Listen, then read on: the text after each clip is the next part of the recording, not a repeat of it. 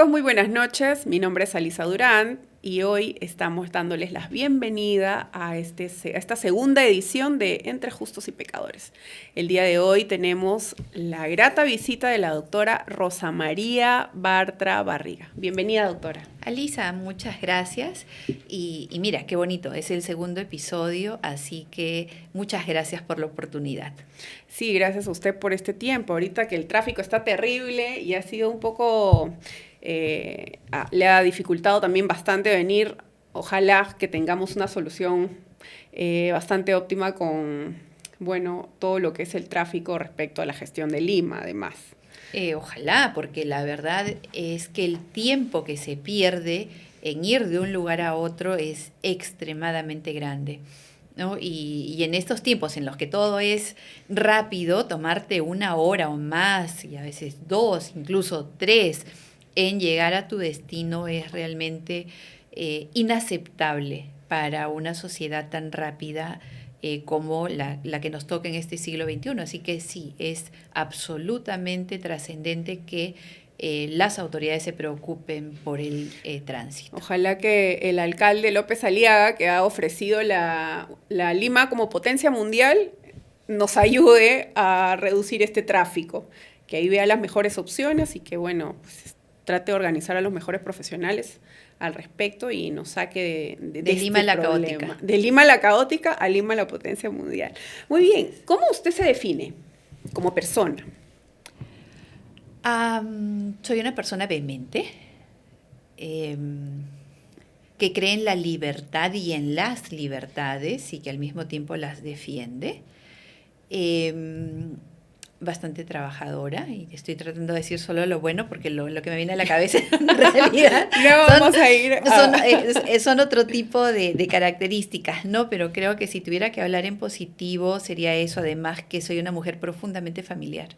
¿Y cuál sería su defecto? El peor defecto que usted diga, no puedo con esto y siempre he cargado esta cruz. Soy criticona e impertinente muchas veces. Y de verdad no puedo con eso, ¿no?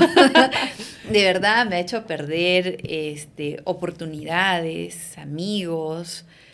No todo mundo está preparado para que te digan las cosas de manera directa. De manera directa.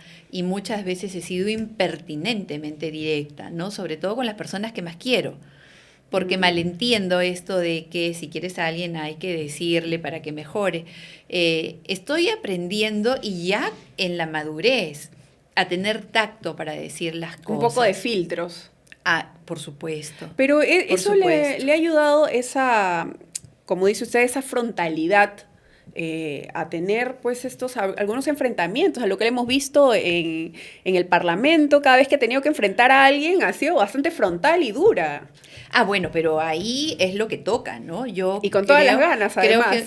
Creo que un político, en especial un parlamentario, un político que está en el Parlamento, es alguien que lleva la voz de la gente, tiene el deber, ¿no? La obligación de trasladar la voz de la gente. Tú no puedes ir al Parlamento para estar con medias tintas, para disfrazar o para quedar y caer bien o para generarte oportunidades a ti mismo. Me parece que estarías traicionando tu propio juramento y sobre todo la voluntad del partido y de los electores que te llevaron a representarlos. El parlamentario no se autorrepresenta. Y sobre todo esa vocación de servicio que debería tener cada político.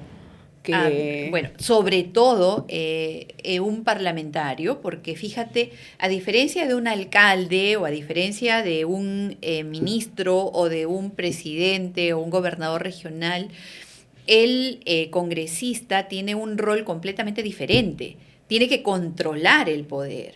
El congresista no hace obra, no hace carretera, el congresista no gestiona presupuestos, el congresista en realidad lo que hace es un equilibrio, como toda la plata y todo el poder lo tiene la institución del Poder Ejecutivo. Entonces el Congreso está para controlar que los congresistas hagan las carreteras, que los ministros hagan las carreteras, vigilen e inviertan bien en seguridad ciudadana, que la educación vaya bien, y esa es una tarea más bien ingrata. ¿no? No es una tarea, o sea, el congresista no está para aplaudir a la presidenta o a los ministros, está para controlarlos y exigirles el cumplimiento de su deber. Y entonces, cuando no se comprende bien cuál es el rol del congresista, no lo comprende bien el congresista, no lo comprende la gente, entonces suele ser un rol ingrato. Sí, la política en general es bastante ingrata. Nadie te lo va a agradecer, pero si uno hace las cosas mal, de todas maneras le va a caer chocolate para las personas que lo han elegido sobre todo. Cuénteme de usted en sus primeros años. ¿De mis primeros años en general? ¿O Sí, en como sus política? primeros años de vida, en qué colegio estudió. Oh, ok. A ver, yo he nacido en Huamachuco.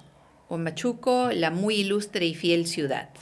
Ujú, en La Libertad. De la libertad, claro, tierra clásica de patriotas, cuna de grandes hombres. Ese es el lema. El lema Mira qué de mi interesante. tierra. Sí, es un lema muy patriótico, ¿no? De hecho, la tierra de José Faustino Sánchez Carrión, digamos, el redactor de la primera constitución política, o el padre de el modelo republicano. Entonces, hablamos de una ciudad que se siente orgullosa de sus hijos, ¿no? De los huamachuquinos. Nací ahí ya hace algunas décadas, varias, ¿no? Unas cuantas. Unas cuantas, sí, y he crecido en un lugar que ahora es un centro poblado, pero entonces era un caserío que se llama Ventanas. Es un lugar que está bien en la altura, más de 4.000 metros sobre el nivel del mar. Mi mamá, a quien le rindo un homenaje, ha partido al encuentro de Dios. Estoy segura que está en sus brazos ya hace menos de una semana. Uy, nuestras sentidas condolencias. Gracias, Lisa, gracias. Le acompañamos en su duelo. Una mujer de la cual heredé definitivamente el carácter, muchísimas cosas. De hecho, hago un paréntesis en mi infancia. El sacerdote en la misa de despedida de mi mami me pregunta cuál es la característica con la cual definiría a mi mamá, ¿no? Y yo le digo... Y eso quería preguntar, claro, ¿qué caracterizaba a tu mamá? Y yo le digo que era amorosa y tierna, porque era una mujer amorosa y tierna. Y él me dijo, yo pensé que ibas a decir la valentía, que tú habías heredado de ella la valentía, ¿no? El carácter. Y la verdad es que sí, muchísimo carácter, muchísima valentía, sobre todo en la adversidad. Así que por el trabajo de ella, que era maestra, era profesora, maestra de zona rural, entonces ella y sus hijitos, pues entonces primero yo, después mis hermanitas, vivíamos con ella en Ventanas, un lugar muy, muy en la altura, como te digo, ahí he crecido. Ahí murió muy, muy pequeñita una de mis hermanas, ¿no? La cuarta de nosotras. Y creo que ahí empezó mi vocación política, ¿no? Mi hermanita falleció por una neumonía en un lugar muy frío, muy, muy frío, y además en aquella época sin médicos, sin postas, nada, no había absolutamente nada.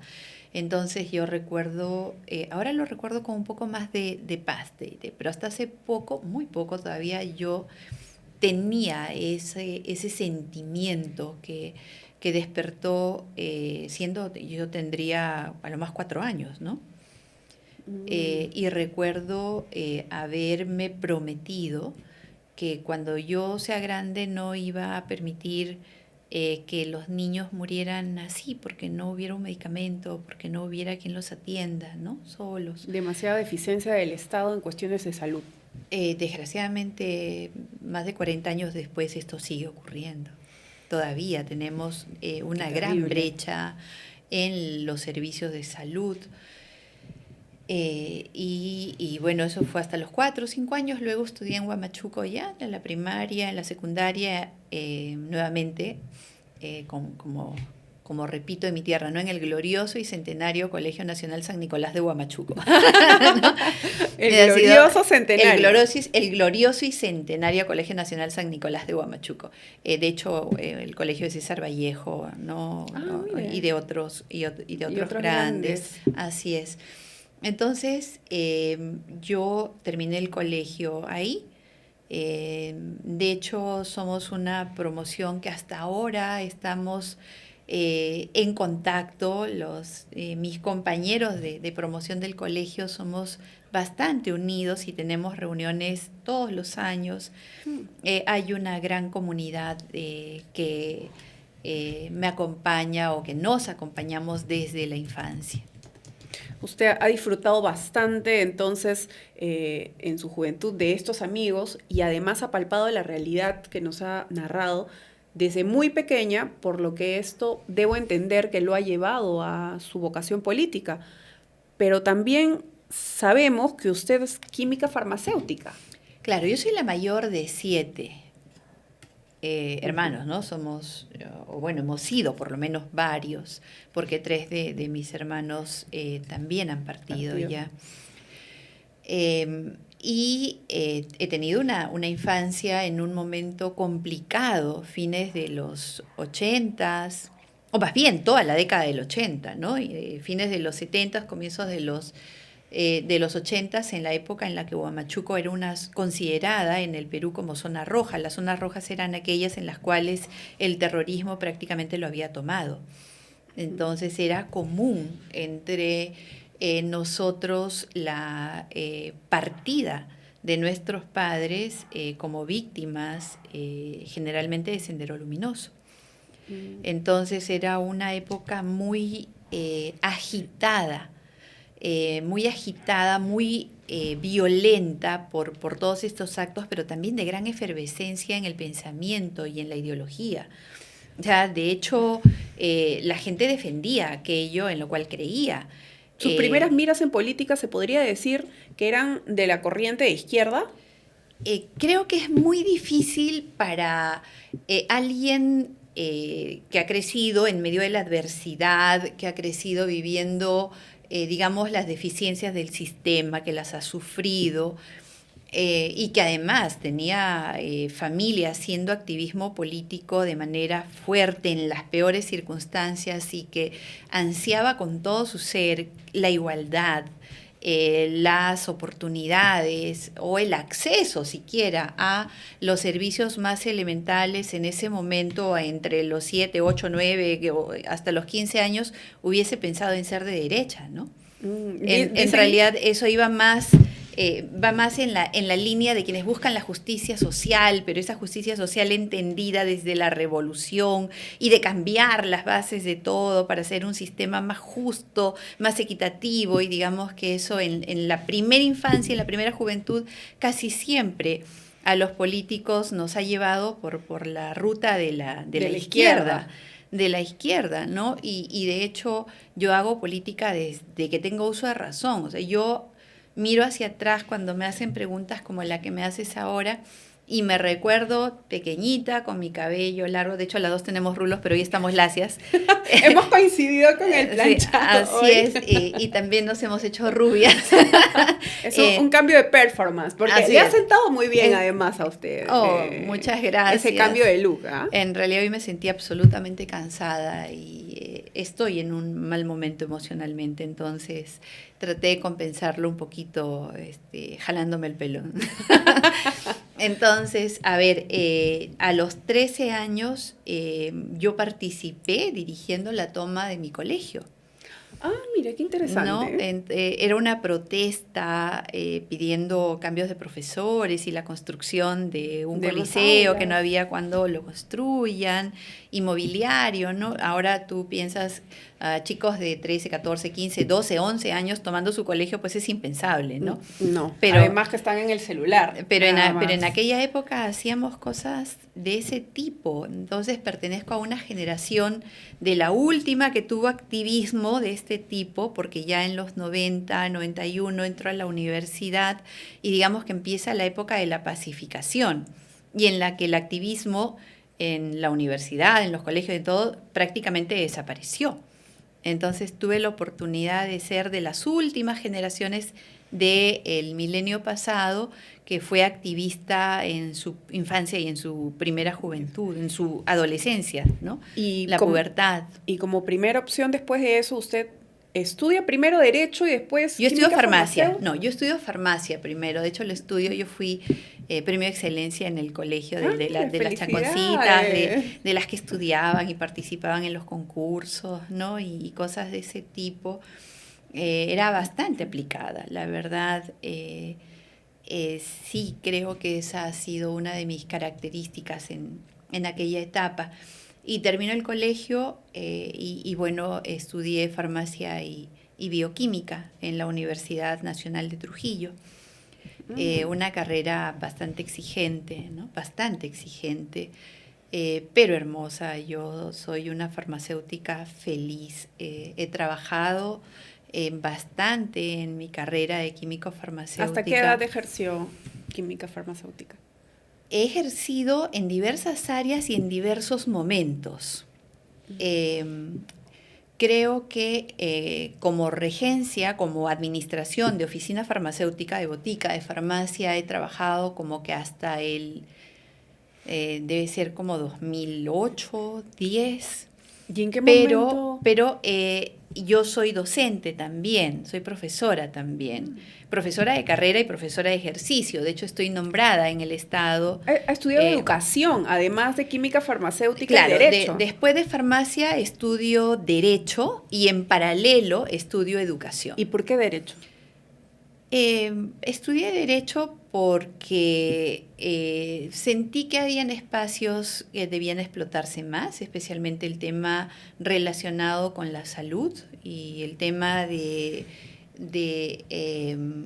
las deficiencias en la atención de salud, ¿no? Esa en realidad fue mi gran motivación. De hecho, ahora hago derecho en esta área, ¿no?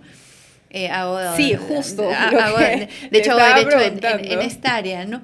¿Usted penalista? Yo veo derecho penal y derecho constitucional, sí.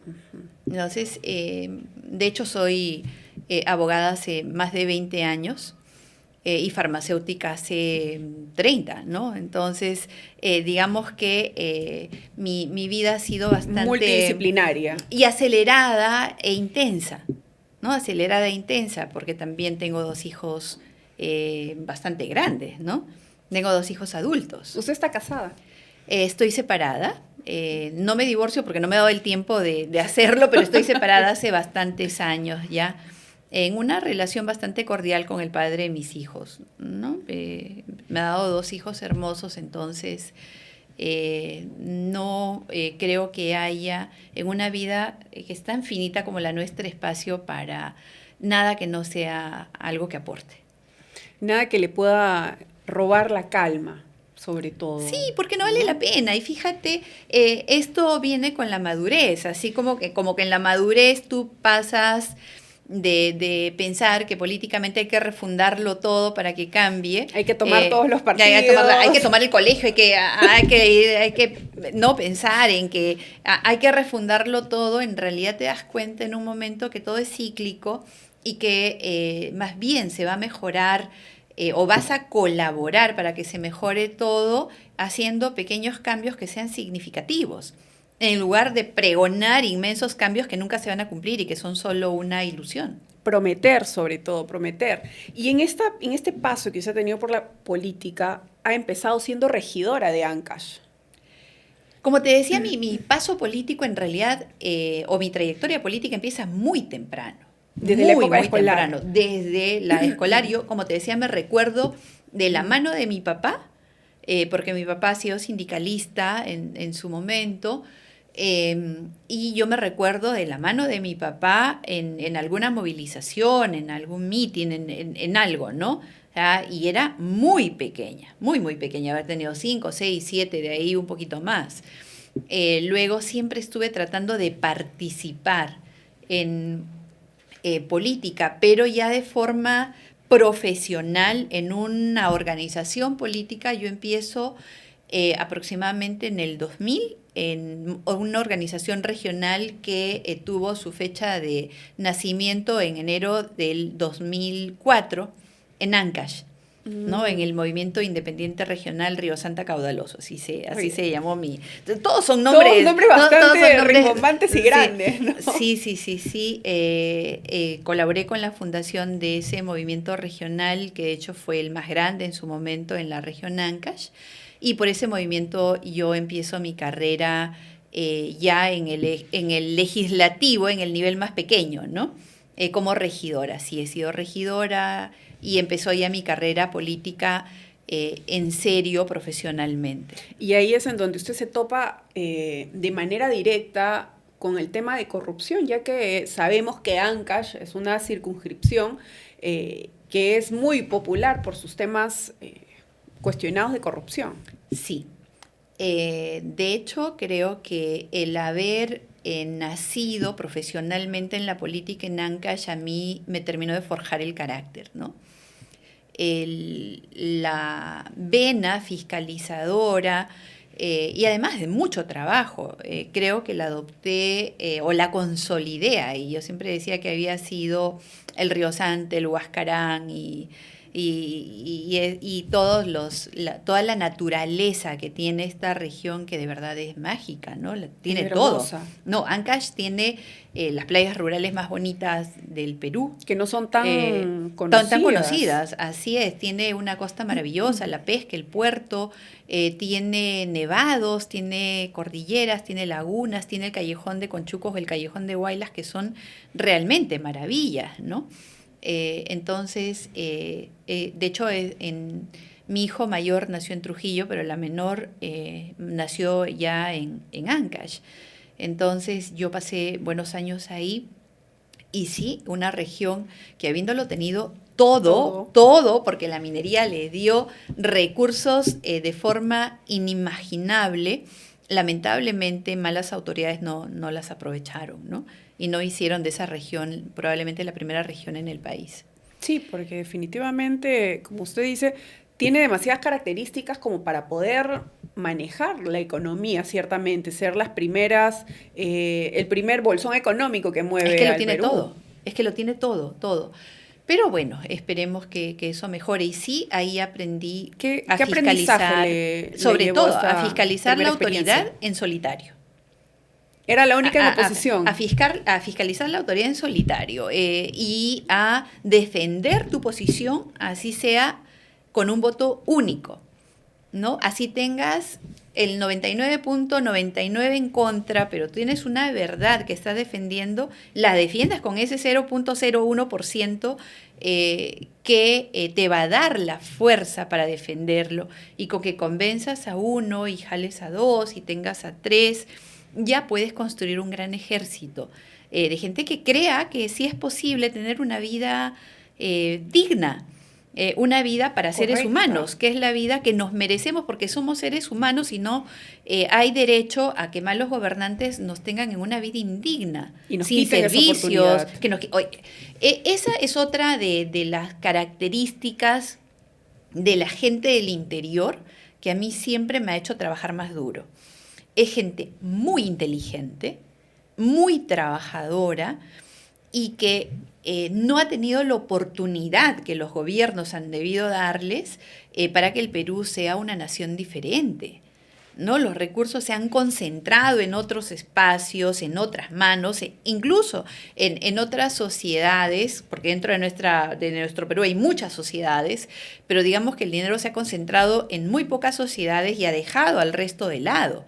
Entonces tienes a gente que padece anemia desde que nace, y por lo tanto le estás quitando la oportunidad para el resto de su vida, ¿no? Y sus generaciones, además. Y sus generaciones, ¿no? Y entonces esto es algo que a mí siempre me ha dado fuerza para encontrar aún en la ¿cómo se dice? Algo que está completamente solo, aún en la absoluta soledad, fuerzas para levantar la voz, así haya solo uno que te crea, o así solamente creas tú en lo que estás diciendo. Y tu conciencia en que estoy en lo correcto y voy a poder descansar en paz porque estoy cumpliendo, digamos, la voluntad popular para la que se me eligió como regidora. Obvio, como regidora yo fui minoría de minoría, ¿no? Sí, uno frente al resto. ¿Y esa agrupación era de algún lineamiento político? Y yo fui regidora con Valentín Fernández Bazán, que era alcalde aprista. Era el movimiento era del APRA. Claro, él era alcalde del APRA. Yo fui regidora de oposición por Río Santa. ¿Y de esta agrupación de Río Santa tenía algún lineamiento político?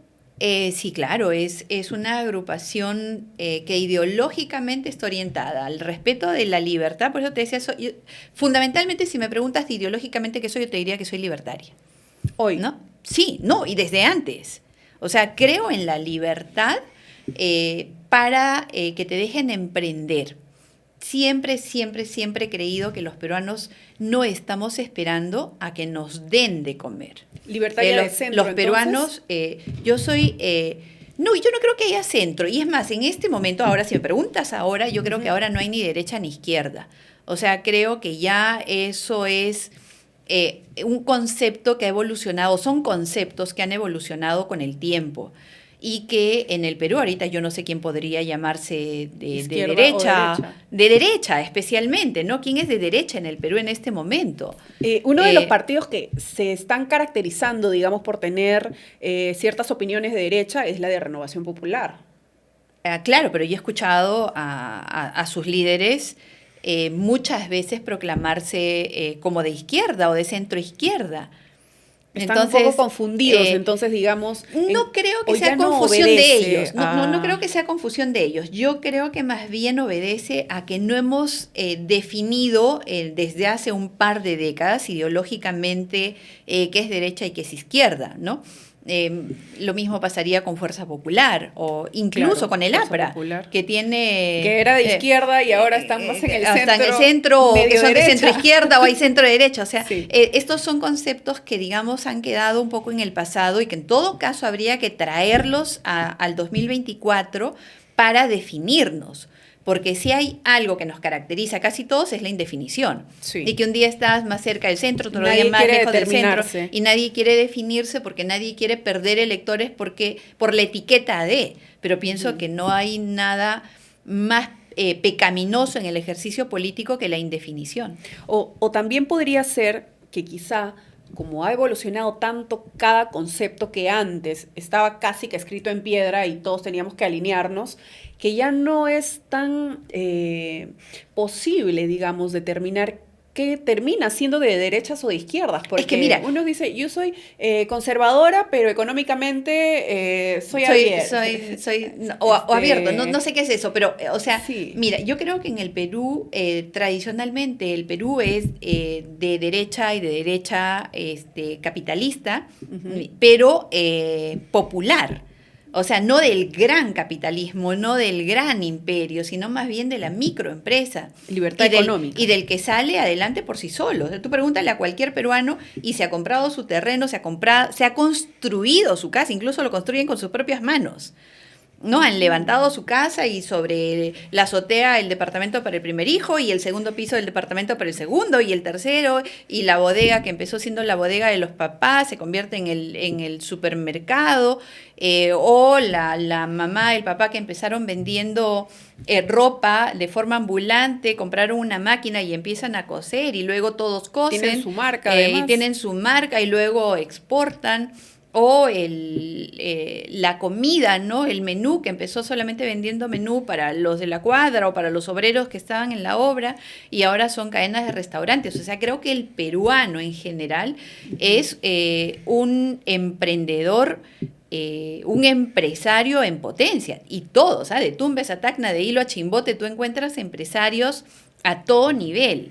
Todos están emprendiendo. Entra TikTok, o sea, estamos en TikTok creo ahorita, ¿no? Sí, también. Y en TikTok, digamos, tú está lleno de emprendedores.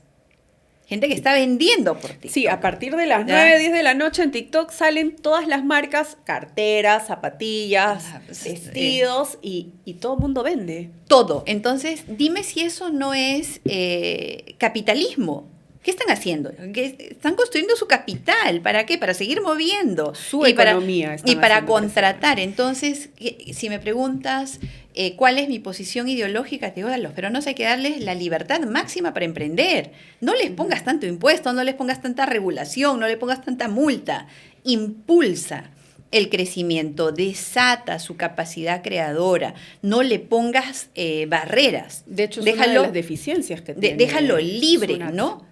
Déjalo libre, o sea, abre y dale oportunidades, ventajas a los que empiecen a entrar a la formalidad. El problema es que tú entras a la formalidad y ahí nomás te viene que tienes que declarar cada mes una cosa y otra cosa y otra cosa, y además tienes que cumplir con la capacitación tal, y además tienes que pagar los beneficios X, Y, Z. O sea, está bien, hay que propiciar que los trabajadores estén bien atendidos, pero nunca van a estar bien atendidos si tú no impulsas el crecimiento. Exacto. ¿No? Si tú le pones trabas al crecimiento. Porque lo que ellos hacen es voy a perder el tiempo haciendo todos estos papeleos para tratar de formalizarme y además que voy a terminar pagándole más, ganando menos, voy a terminar en debe. Es que no perciben, porque no reciben realmente los beneficios de tributar. Se supone que tú tributas para tener buenas carreteras, buen transporte público, seguridad ciudadana, servicio de salud de calidad o educación de calidad. El emprendedor apenas puede, paga un colegio privado para sus hijos. Apenas puede, saca un seguro privado para que pueda atender su salud. Que ya no deberíamos. Apenas puede, pagar. O si puede, paga la mototaxi o paga, si puede, ya más adelante un taxi o se compra una movilidad para sortear todas las dificultades que tiene el transporte público. Además de la seguridad ciudadana, que cada día es inseguridad ciudadana, mejor dicho. Que ya es de terror, ¿no? Que no quieres exponer a tus hijos, además. Exacto. Entonces, si solamente te carga, no recibes nada a cambio y todos los días desayuno, media mañana, almuerzo, lonchecito, cena y postcena, solamente escuchas corrupción y delincuencia y entonces, ¿a dónde se van mis impuestos, no? A las arcas del Estado o de los que administran. Entonces, digamos que estamos en un círculo vicioso que hay que romper y creo que eso solo se rompe abriendo los candados que ahora, o las cadenas, diría yo, que ahora sujetan el talento peruano. Y siguiendo en esta línea de tiempo, después de ser regidora de Ancash, postuló al Congreso por Fuerza Popular. Antes de ser regidora y después también.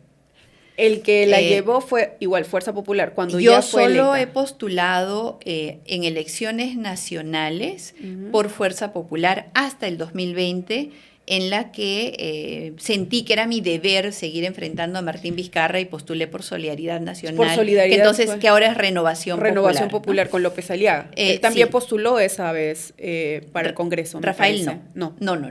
Entonces, siempre en elecciones locales postulaba por mi movimiento y en elecciones generales con Fuerza Popular desde el 2006 hasta el 2016. Quien termina siendo usted entonces congresista por Fuerza Popular. Por la libertad. Por la libertad en Fuerza Popular. Así es. Ok. ¿Cómo le fue en esa campaña? Mira, la campaña del... Yo he sido candidata en el 2006, en el 2011, en el 2014 fui candidata al gobierno regional de Ancash y en el 2016 fui candidata al Congreso de la República, pero por la región La Libertad, por la región en la cual yo nací. Todas han sido campañas diferentes, todas. Pero la del 2016 fue una campaña especial que yo creo que no se va a repetir en algún tiempo en el Perú ¿Por qué? El arrastre que tuvo Keiko Fujimori como candidata. De hecho, fue el único congreso, la única fuerza política que en la historia del Perú ha logrado colocar una mayoría tan grande. 73%. 73 congresistas, ¿no? 73. 73 de 130. ¿no? Entonces, creo que ese impulso que tuvo Fuerza Popular, Keiko Fujimori, que enfrentó en esa campaña a Pedro Pablo Kuczynski, ¿no? no creo que vuelva a repetirse para generar una mayoría tan grande en el Congreso. Fue una gran experiencia para mí. Yo regresé a La Libertad después de mucho tiempo, había estado en Ancash un gran periodo de tiempo y regresé a La Libertad. Sentí que debería servir a mi región, a la región que me había visto nacer, y de hecho fui elegida congresista y bueno, fui congresista hasta que Vizcarra disolvió el Parlamento en el 2019. Su golpe de Estado. Así es. ¿Y usted cree que en esas elecciones le robaron las elecciones a Keiko? Cuando el margen es tan pequeño, van 3 veces, van 3 elecciones que Keiko pierde por 40.000 votos. O sea, y 40.000 votos es de menos... de casi 28 millones de votantes. Claro, y eso es menos del 0.5%. O sea, no pierde ni siquiera por el 1%, ni siquiera por medio punto por ciento, 0.4, 0.38. Entonces, sí, la posibilidad de que hayan existido manejos irregulares en mesas es bastante grande. Es bastante grande. No es un triunfo ni una derrota para ninguno de los dos contundente. Y entonces, cuando hay mucha noticia con respecto a irregularidades y el margen es tan pequeño, la posibilidad de que haya existido un fraude es bastante grande. Alta, sí. Sin embargo, esa posibilidad de fraude ya está prevista por el legislador y ha sido prevista. Por eso es que todos los partidos políticos tienen habilitada un asiento para un personero en cada mesa. En cada mesa, ni siquiera en cada salón, en cada local o en cada o en cada centro de votación. No, por cada mesa tú puedes poner un personero. Claro, y en cada salón siempre hay 2 o 3 mesas, depende. Claro, y tú puedes tener 2, 3, 4 personeros, además de tus coordinadores y de todo. Entonces creo que hay una gran responsabilidad del partido en defender el voto, en colocar un personero en la punta del cerro, en el último arenal, en donde haya una mesa debería existir un defensor del voto. Por eso se dice que en una elección hay realmente 2 elecciones, ¿no? Cuando el ciudadano va a votar y cuando se cuentan los votos, porque muchas veces no se ve este reflejo. Me ha pasado que ahora en las elecciones con Pedro Castillo, en mi mesa, yo había votado, ido a sufragar y habían 2 personas delante mía que estaban reclamando de que al momento de ellos firmar, sus cuadrillas ya estaban firmadas. O sea, que esas personas ya habían votado y ellas decían, pero yo acabo de llegar. Fue todo un escándalo en mi mesa. Y estaba ahí un canal de televisión que lo había grabado, pero que nunca lo pasó. Wow. Nunca pero salió. Existen las redes sociales, así que me imagino que Alisa estuvo transmitiendo en vivo. Haciendo el escándalo en el Instagram en ese entonces, que antes era lo viral, ya el TikTok todavía no estaba. Pero se hace caso omiso, ¿no? Claro, lo que pasa es que también, mira, ahora con todo esto, cada ciudadano puede convertirse en un vigilante del voto. No necesariamente del partido político, pero sí de que la voluntad que se ha reflejado en cada voto se respete de forma íntegra, ¿no? Que nadie pueda manipular la voluntad popular. Porque en esas elecciones, sobre todo la de segunda vuelta, tú eliges al presidente o a la plancha presidencial y por lo tanto estás decidiendo a quién con su dedito va a poner al ministro de Educación, al ministro de Salud, a quien nadie eligió, que nadie conoce, que no sabemos qué creencias les tiene. Y que va a manejar todo el presupuesto del Estado. Exactamente. ¿Ves por qué es importante el Congreso? Porque el presidente a solo dedo designa a quien se le da la gana para manejar todo. Y por eso es que el Congreso tiene que controlar esas designaciones, ese manejo presupuestal. Por eso es tan ingrato también. En el Congreso no deberían existir focas ni pingüinos, ¿no? Y también en los ministerios deberían existir un pasos perdidos. Deberían haber cámaras también. Ah, pero por supuesto. Ahí también, fíjate que los actos del Parlamento están absolutamente vigilados. Todas las decisiones se toman con una cámara de televisión y una transmisión en vivo. De manera pública, como debería ser. En cambio, en los consejos de ministros nadie se entera. ¿Y por qué? Si ellos manejan el dinero. Porque no hemos terminado de comprender el rol de cada poder del Estado.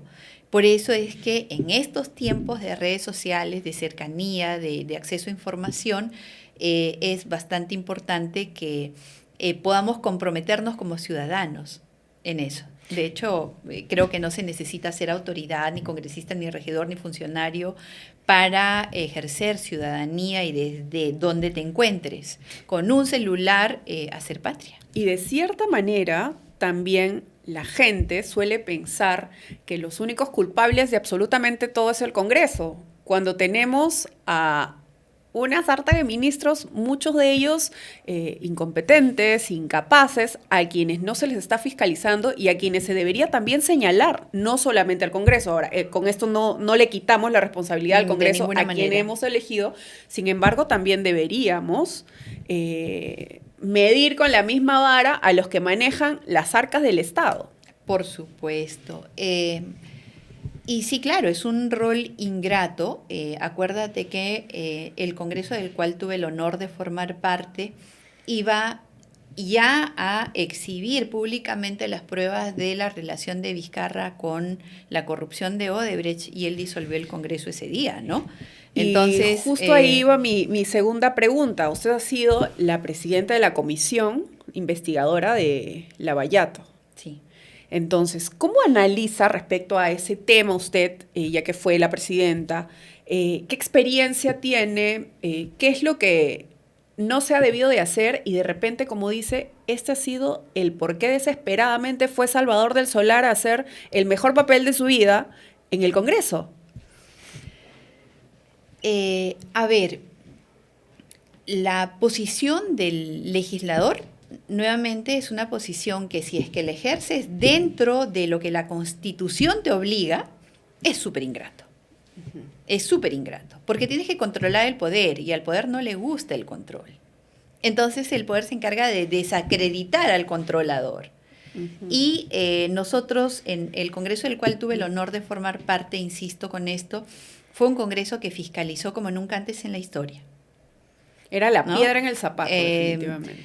Se dice que era porque querían traerse abajo a Kuczynski, porque que no era, se ganó la porque no se ganó la presidencia, pero no es verdad, porque nadie le hizo a Kuczynski contratar con Odebrecht siendo ministro. Ya o sea, él fue ministro de Toledo, ¿no? O sea, nadie, o sea, eso no lo hizo una mayoría parlamentaria. Y cuando se le pidió a Kuczynski que testifique, ni siquiera estaba involucrado en investigación alguna, se le pidió que dé cuenta de qué es lo que había pasado en el gobierno de Toledo cuando él fue primer ministro, cuando él fue ministro de Economía, y se negó, y se negó, y se negó reiteradamente, y se siguió negando hasta que la Unidad de Inteligencia Financiera y Odebrecht entregaron los papeles que daban cuenta de su participación. Entonces, si tienes en tus manos documentos que dan cuenta de la participación del presidente en actos incorrectos, ¿qué es lo que te corresponde? ¿Esconderlos? Pero se dice que Martín Vizcarra había traicionado a Pedro Pablo. Seguramente para tomar la presidencia. Claro. Seguramente, pero acuérdate que a Vizcarra lo lleva Pedro Pablo. Claro, era Martincito. Por supuesto, no lo lleva la oposición, no. Igual que a Dina Boluarte lo lleva Pedro Castillo. ¿No? O sea, y ahora la quieren desconocer completamente. No, ya la han desconocido hace rato, ¿no? También. Ya la han desconocido hace rato, como ella desconoció a Pedro apenas pudo, ¿no? Entonces, digamos que estas deslealtades, desgraciadamente, se han convertido en la regla y no en la excepción. Y confundimos a veces, ahora resulta que el fujimorismo llevó a Dina Boluarte, o que el fujimorismo llevó a Martín Vizcarra. Y eso no es así. O sea, si Vizcarra traicionó a PPK, la culpa la tuvieron ellos, porque ellos pusieron a Vizcarra en la posición de traicionar. A su gente de confianza fue, además, porque él siempre se jactaba y hablaba mucho de Martincita y Mechita, ¿no? Claro, si yo no estoy, tengo mis seguros, decía. Y claro, pues lo reemplazó uno de sus seguros, ¿no? Pero antes de eso se aseguró de quedar sin el otro seguro. tenemos un problema con los Pedros en el gobierno, ¿no? Uno autovacado, bueno, lo vacaron y dio su golpe fallido de Estado, y el otro lo traicionaron. Entonces, creo que no nos va muy bien con los Pedros. Hay que pensar mucho en el siguiente mandatario. Sí, por favor. Pero si es Pedro, mírenlo igual, con ojos misericordiosos, porque no podemos ponerle una cruz a todos los Pedros, ahora creo yo. Sí. Hemos tenido mala suerte con los Pedros, pero no hay ningún Pedro que esté dentro de la lista que vi que mencionaron de los posibles candidatos a la presidencia, así que vamos a ver. ¿Y en qué momento usted se va del fujimorismo? Ha sido muy ferviente en la defensa de este grupo político, ha sido además una de sus grandes figuras dentro de este rol fiscalizador que ha tenido fuerza popular dentro del Congreso. Y en el cual tuve libertad para trabajar y hacer honor al juramento que hice al asumir como congresista. Solo que la posición fue muy pacífica, creo ya, frente a Martín Vizcarra y sus atropellos. Entonces, yo no cedí en la necesidad imperiosa de comunicar quién era Martín Vizcarra, porque me parecía un gran riesgo para todos los peruanos. De hecho, al final, si bien en esa época en la que yo lo denunciaba, muchísima gente, el 85% del Perú lo defendía. Entonces era un poco ir en contra de la corriente y haber permitido que nos estigmaticen como los obstruccionistas y los que le hacían daño a Martín Vizcarra solo, porque era el pobre presidente, que no lo dejaban avanzar. O sea, de verdad, él logró sorprender a la mayor cantidad, a la mayoría de la población. Trabajaba mucho la psicología, además. Mucho. Buen actor. Psicópata. ¿Usted cree? Creo que alguien que puede mentir sobre el dolor de luto de más de 200.000 familias, definitivamente tiene que estar desconectado de cualquier empatía. Y eso solo ocurre con personas especialmente desconectadas, ¿no? Y que a costa de este dolor, además... Y que además fueron, Alisa, perdóname, 152.000 millones que invirtió en la pandemia para que mueran más de 200.000 peruanos. Es algo sobre lo cual hasta ahora no se ha hablado lo suficiente. Hasta ahora no se ha hablado de cómo nos manipuló en una cuarentena absurda que acabó con la salud mental de generaciones que ahora lo están pagando, ¿no? Sí, hay mucha gente que 200.000 personas que murieron ahogadas, solas, que ni siquiera tuvieron el ritual funerario de despedirlos, ni siquiera los pudimos ver, ¿no? Entonces, sí creo que tiene que haber una gran dosis de maldad para hacer eso y salir todos los días a contar muertos y a aterrorizar a la gente. Entonces... muy típico esto en comparación a lo que ocurre en Venezuela, ¿no? Era un presidente que les hablaba directamente. Y que era el padre que todos quisiéramos tener. Sí. Sí, que lo hizo con total impunidad, con total sangre fría, sabiendo lo que estaba haciendo. Entonces, sí, tal vez exagere con el término, yo no soy psiquiatra para poder diagnosticar, pero... esas características, digamos, no es normal en una persona con dos dedos de frente, que además no es normal con alguien que sea empático, que tenga sensibilidad, que tenga amor por el prójimo, ¿no? Y por este tema, además de las vacunas, ¿no? Cuando una Pfizer costaba $12 puesto en cualquier parte del Perú y solo puesto en el Callao, esta que él compró pagó algo de $45 a $48 por cada vacuna. 152.000 millones, Alisa, 152.000 absurdas. millones. ¿Cuántas carreteras centrales se habría hecho con eso? ¿O cuántos hospitales se habrían implementado? Oye, él cerró por orden ministerial, por orden presidencial al ministro, todos los primeros niveles de atención de salud. Todas las postas, todos los centros, todos los puestos de salud cerraron por orden ministerial.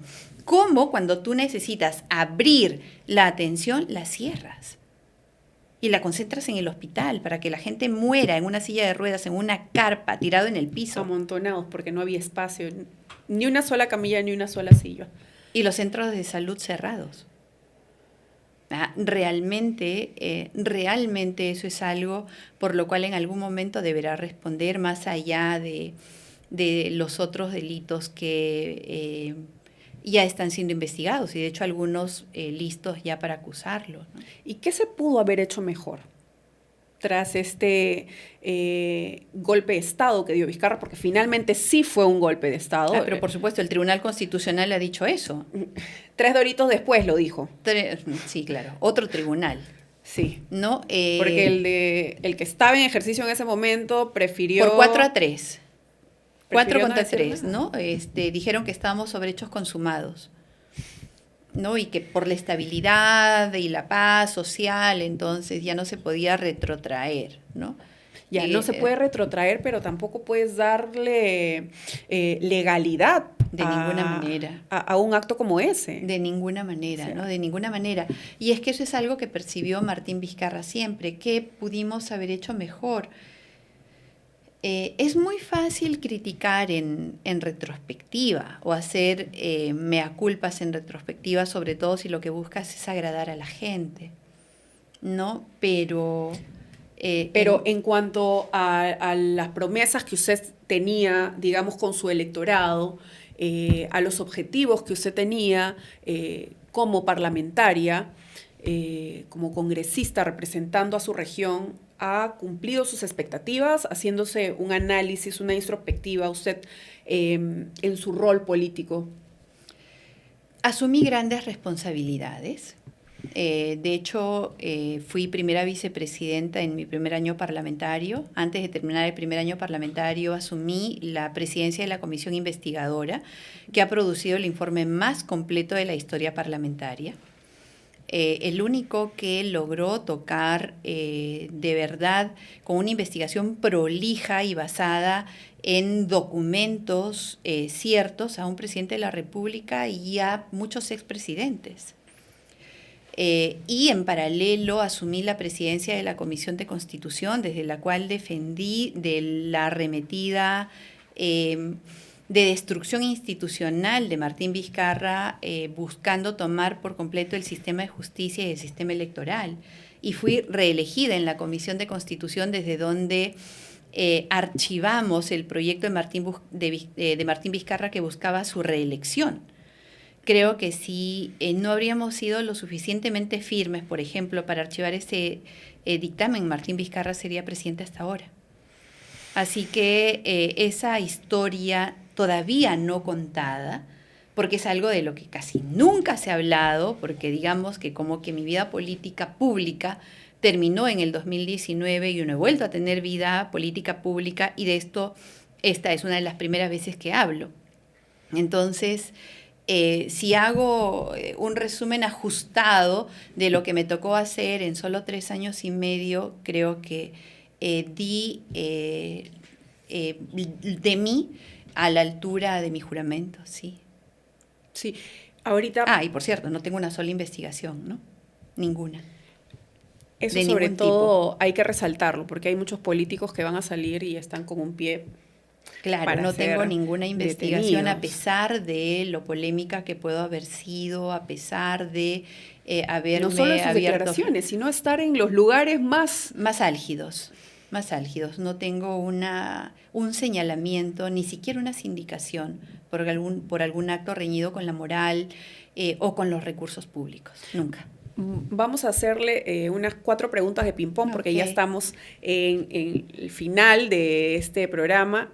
Como siempre nos ha faltado igual tiempo, pero a ver, primero, ¿va a postular para ser senadora en las próximas elecciones? No lo sé. Y es honesto, absolutamente honesto. Estoy litigando ahora y estoy sintiendo que aporto con mi trabajo a las personas que me confían su defensa, a ser un poquito más justo, aunque sea ese pedacito pequeñito en el cual me toca desempeñarme, y me hace sentir bien. Sí, le hemos visto defendiendo al doctor Fong, que además es un tema también polémico, no solamente por ser él un médico bastante mediático en redes sociales, sino porque lo defiende usted, que también ha sido muy polémica en su vida política. Y porque lo defiendo en un caso de una artista. Entonces es un caso del cual con seguridad voy a regresar para conversar ampliamente, porque es un caso en el cual el doctor Fong, por consejo mío, aún no ha ejercido su defensa públicamente. Entonces lo que hay es lo que la familia denunció y lo que la defensa ha querido decir en su momento. Y te puedo asegurar, eso sí, que más del 90% de lo que se ha dicho no es cierto. Entonces, en su momento, el doctor y nosotros también vamos a dar toda la información que creo los seguidores del doctor Fong y también los de la muñequita Mili necesitan conocer. Escuchar. Así es. Sí, sobre todo eso. Si postula, ¿será por fuerza popular? Sí, todavía no sé si voy a postular. Creo en el caso que fuera. Creo que no, pues la hipótesis de la hipótesis. ¿No volvería a Fuerza Popular? Entonces, reformulamos la pregunta. ¿Volvería a Fuerza Popular? Es el único partido político en el cual he permanecido por mucho tiempo. Así que no tuve una discrepancia, nadie me expulsó. Simplemente no me renovaron la invitación para postular, porque yo siempre estuve invitada. Ah, nunca estuvo firmando como militante. No. Ya, y su acercamiento, en este caso, al partido de López Aliaga. Guardo un gran respeto por Rafael. De hecho, ellos me invitaron y querían continuar con la lucha para exponer a Martín Vizcarra tal cual era. Fue un escenario muy difícil el del 2020, pero también estuvimos claros en que nuestro compromiso era por las elecciones del 2020, ¿no? Desde entonces no he hecho vida partidaria con ningún partido. Hago vida política, sí, porque sigo opinando, sigo conversando, sigo creyendo en los valores que defiendo, pero política partidaria lo veremos en el momento que corresponda, si acaso corresponde en alguno. ¿Cuánto de nota le pone a la gestión de Rafael López Aliaga? Yo no lo calificaría en este momento. Al día de hoy, digamos. Sí, no lo calificaría en este momento porque me parece prematuro.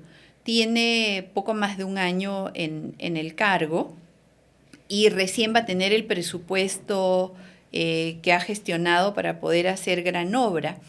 Le daría máximo unos meses más para ponerle una nota, ¿no? Y no porque quiera ser complaciente con él, sino porque creo que desgraciadamente las gestiones municipales no tienen continuidad. Entonces, sobre todo ese, que es un gran problema para todos los alcaldes. Para todos. Entonces, su primer año, en verdad, modificar ahí. Por supuesto que sí, para incluso obligar al alcalde entrante a continuar con lo que hizo el anterior, porque hay una suerte de mezquindad en querer decir que todo lo que hizo el anterior estuvo mal o no lo hizo, ¿no? Y como que cada gestión que llega quiere empezar de cero, ¿no? Sí. Entonces, eso nos va a tener permanentemente atrasados. Y poner el nombre en todas las placas de la inauguración de las obras. Así es, yo lo hice, ¿no? Cuando en realidad ya sabemos que incluso eso ni como publicidad sirve.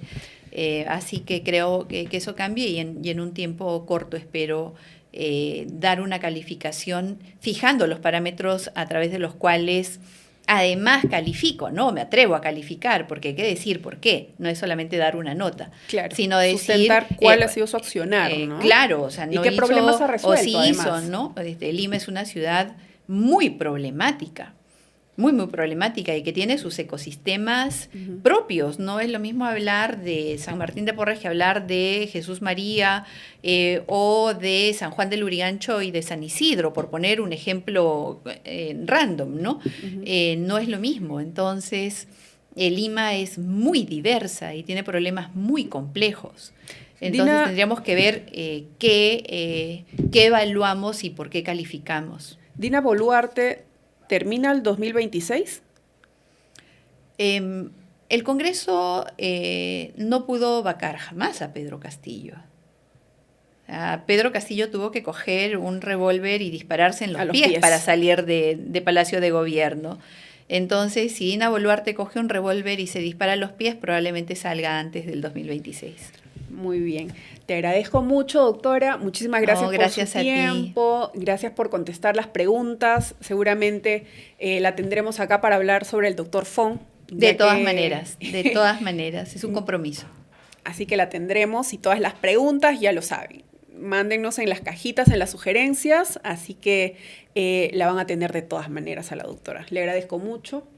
Gracias a ti, Elisa, para hablar del doctor Fon, para hablar del amor, para hablar de la libertad, para hablar de todo aquello que muchas veces no nos atrevemos a hablar directamente.